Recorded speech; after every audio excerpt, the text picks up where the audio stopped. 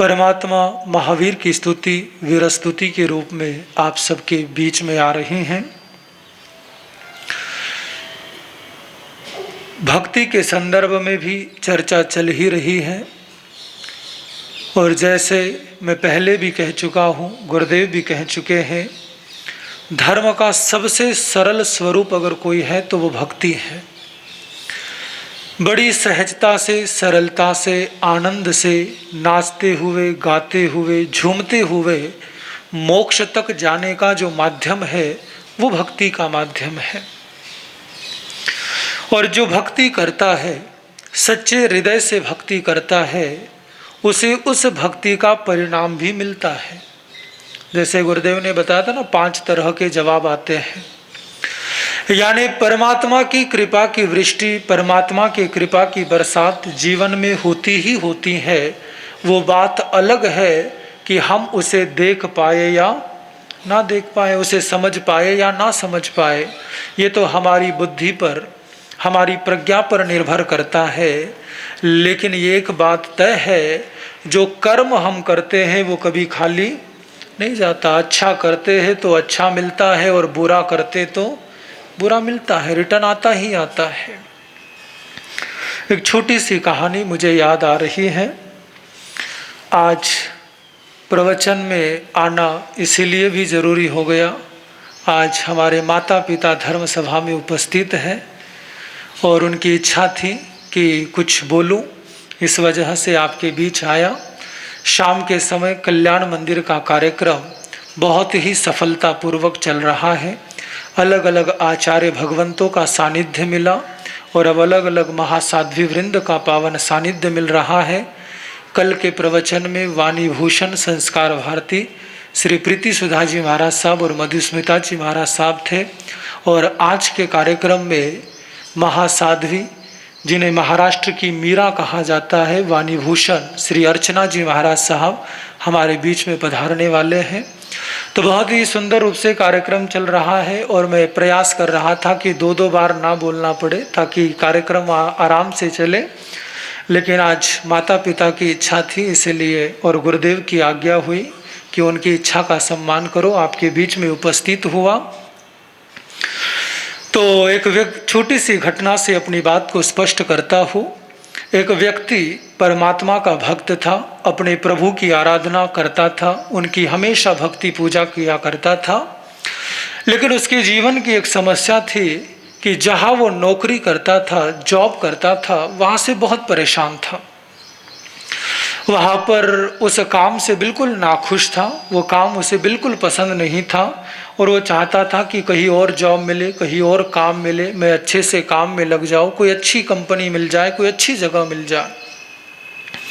और उसने हर जगह अपना रेज्यूमे डाला। एक कंपनी से बातचीत हुई, इंटरव्यू हुआ और उन्होंने कहा कि आज से तीसरे दिन हम आपको जवाब देंगे कि आप सिलेक्ट हुए हैं या नहीं हुए हैं, आपको तीसरे दिन जवाब आएगा। वो प्रतीक्षा में था। 1 दिन गया, 2 दिन गया, तीसरा दिन आया।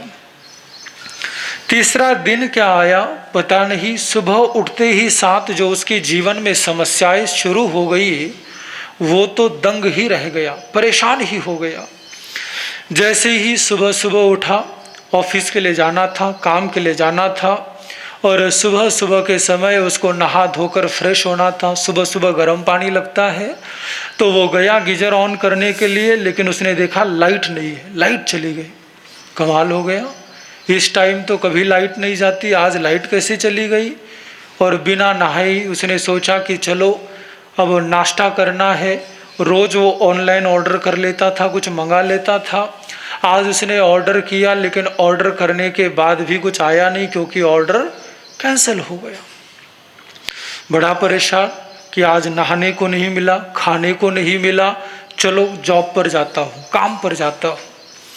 काम पर जाने के लिए निकला और जैसे ही काम पर जाने के लिए निकला, उसने टैक्सी बुलाई, कैब ऑर्डर करी और कैब बुलाई, लेकिन संयोग ऐसा बना कि कैब भी उसकी कैंसिल हो गई।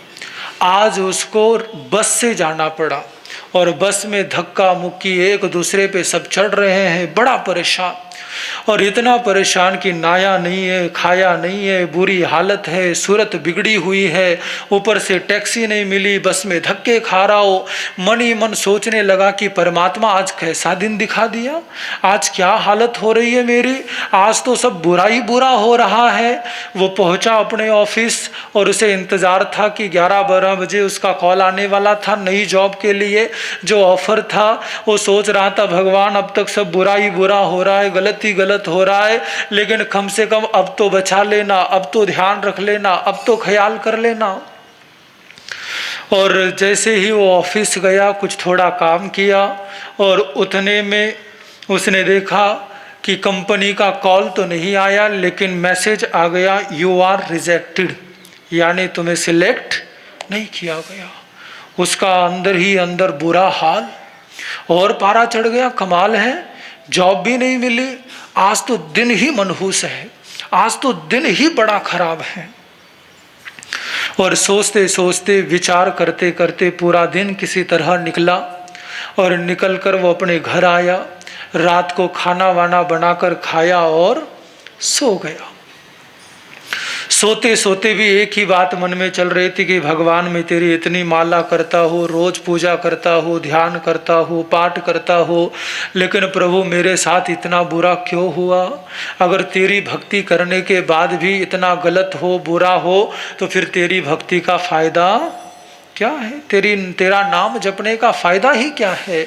और ऐसा हमारे साथ भी होता है, जब भी जिंदगी में कुछ बुरा हो, गलत हो, तो फिर हमें लगता है कि धर्म करने का क्या फायदा। हाँ, रोज पाठ करते, रोज सामायिक करते, रोज मालाएं करते, तपस्याएं करते हैं, लेकिन फिर भी मेरी जिंदगी में बुरा क्यों होता है। तो वो सब कुछ सोचकर सो गया।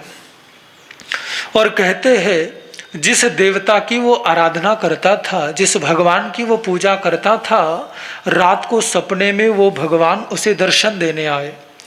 और जैसे ही दर्शन देने आए, सपने में ही उसने भगवान से कहा कि भगवान आज तूने मेरे साथ ठीक नहीं किया, अच्छा नहीं किया, आज तो बहुत गलत हुआ।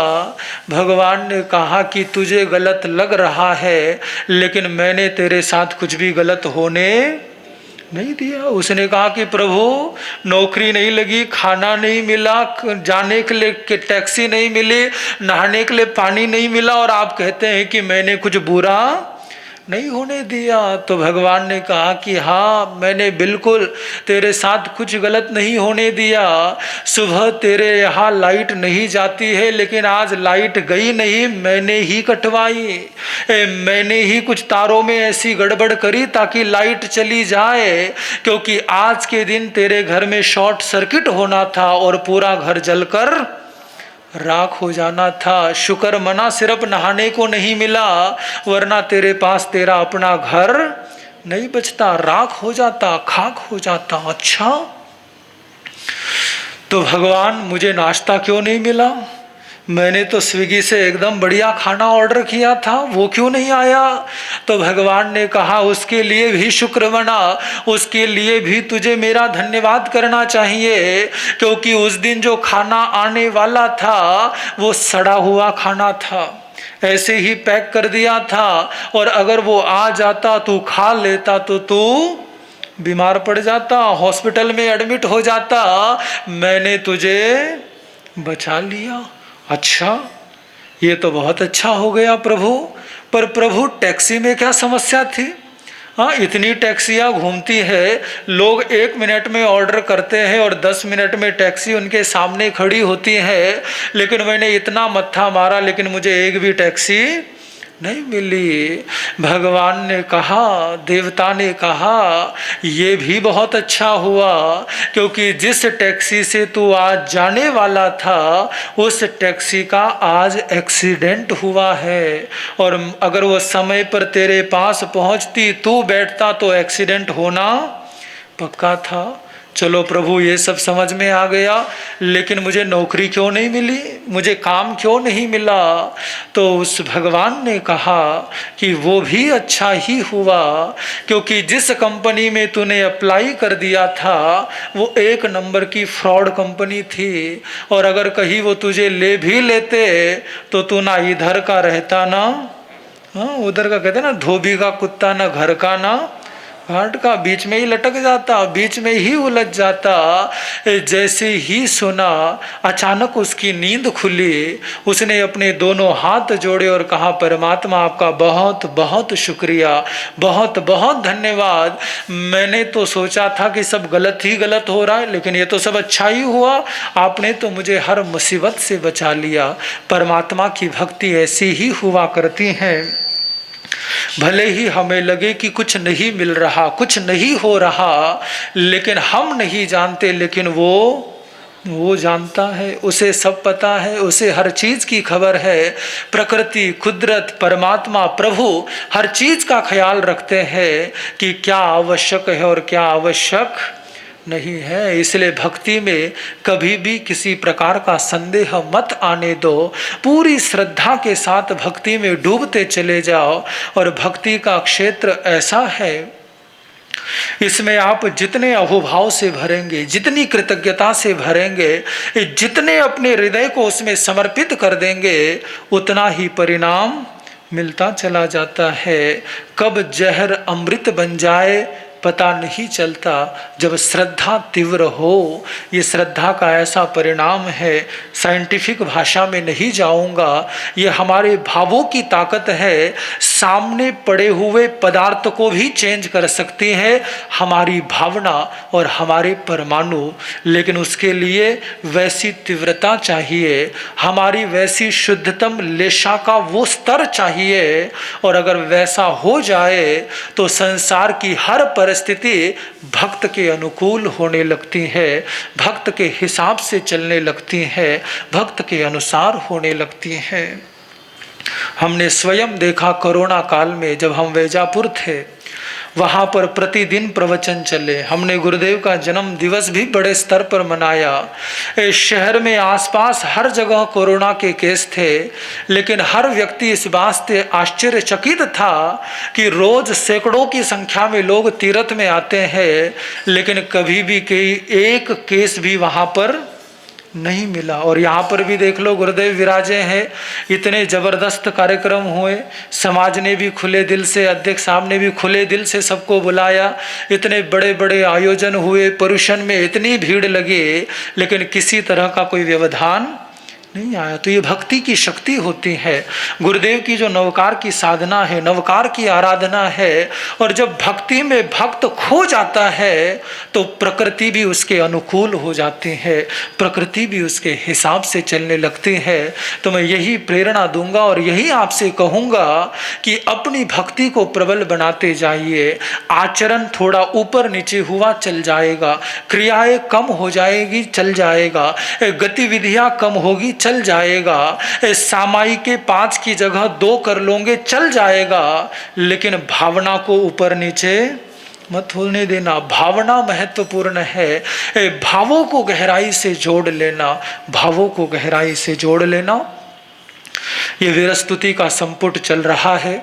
कल्याण मंदिर की साधना का आज 8वां दिवस है और कल 9वां दिवस। साधना परिपूर्ण होने जा रही है और रविवार के दिन 26 सितंबर रविवार जो आ रहा है परसों, रविवार के दिन दोपहर 3 बजे से 5 बजे तक श्री पार्श्व साधना व भक्ति समारोह का आयोजन किया गया है। श्री संघ ने बड़ी उदारता के साथ इस कार्यक्रम का आयोजन किया है। बहुत ही सुंदर रूप से पहले गुरुदेव की मांगलिक प्राप्त होगी, उसके बाद भगवान पार्श्वनाथ की साधना एक अलग ढंग से आपके बीच में उपस्थित होने जा रही है। साधना के क्षेत्र में 5 मुद्राएं ऐसी हैं जिन मुद्राओं के साथ साधना की जाए तो सफलता सिद्धि निश्चित होती है। तो ऐसी विशिष्ट मुद्राओं के साथ भगवान पार्श्वनाथ की साधना होगी। उसके बाद 25 युवाओं का, गीतकार संगीतकारों का एक ग्रुप हमारे बीच में आ रहा है, जो आपको भक्ति के रस से सारोबार करेगा, भक्ति के रस में डुबोएगा। एक व्यक्ति भी गुनगुनाता है तो कैसा सुंदर माहौल बन जाता है। और सोचिए, जहाँ पर 25-25 युवा मधुर स्वर में भगवान पार्श्वनाथ की भक्ति का राग आलाप लेंगे तो क्या दृश्य बनेगा, क्या माहौल बनेगा, आप कल्पना कर सकते हैं। तो मैं आप सभी से निवेदन करूंगा कि बहुत ही रुचि के साथ, भक्ति के साथ अधिक से अधिक संख्या में रविवार को दोपहर 3 बजे के कार्यक्रम में ठीक समय पर आप यहाँ पर पहुँच जाएं, साधना का, भक्ति का आनंद ले। आप तो आए ही आए और औरों को भी प्रेरणा करे, औरों को भी बताए।